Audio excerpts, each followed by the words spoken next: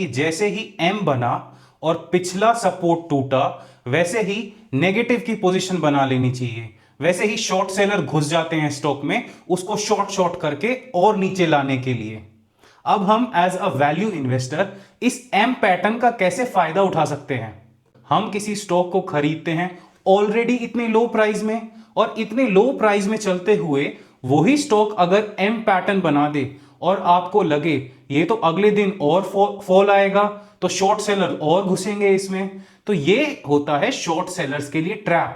हमें इसका फायदा कैसे उठाना है, हमें उसमें बाइंग पोजीशन बनानी है अपनी।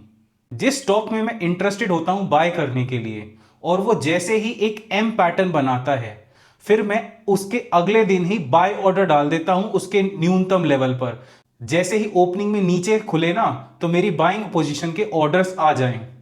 ये मैंने स्टार्ट किया है अभी से, क्योंकि जैसे ही मेरे नेटको फार्मा के स्टॉक में एम पैटर्न बना, स्टॉक पहले से ही 8 to 9 पी पर चल रहा है, और मैं सोच रहा हूं धीरे धीरे एक्यूमुलेट करने के लिए और कितना नीचे जाएगा। मैंने सिर्फ गलती ये करी कि मैंने देखा डे की क्लोजिंग थी 918 पर, ठीक है, अगले दिन मुझे था कि स्टॉक नीचे जाएगा, तो अगले दिन स्टॉक खुला 905 पर, तो मैंने अपना बाइंग ऑर्डर लगा रखा था 911 पर, ठीक है।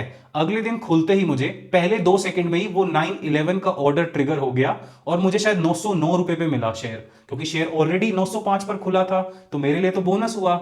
मैंने गलती सिर्फ इतनी करी, मुझे अच्छी क्वांटिटी खरीदनी थी। मैंने खरीदी सिर्फ 25 basis point of my entire portfolio. मुझे खरीदना चाहिए था कम से कम भी 100 basis point of my entire portfolio, क्योंकि जब मैं उसमें अक्यूमुलेट कर रहा हूं तो ज्यादा अक्यूमुलेट करना चाहिए ना। फिर मैं एंड ऑफ द डे मुझे हाई पर ही खरीदना पड़ा, तो वो स्टॉक 905 से होके ऊपर बंद हुआ शायद 945 पर। मैं तो यही कहूंगा अगली बार से मेरी स्ट्रैटेजी रहेगी, जैसे ही एम पैटर्न बने तो वहां पर अगले दिन पहुंच जाऊं मैं खूब सारे बाय करने के लिए।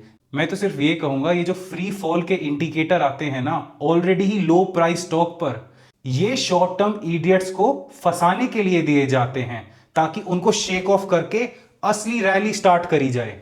और इसीलिए एज अ वैल्यू इन्वेस्टर जब आप एक्यूमुलेशन फेज पर है ना, और तब ये फ्री फॉल के इंडिकेटर आते हैं कि अगले दिन और नीचे जाने वाला है, तभी रैली रिवर्स हो जाती है और बड़ा बायर आ जाता है। वो सीधा पिछले 3 दिन का वॉल्यूम एक दिन में लेके चला जाता है।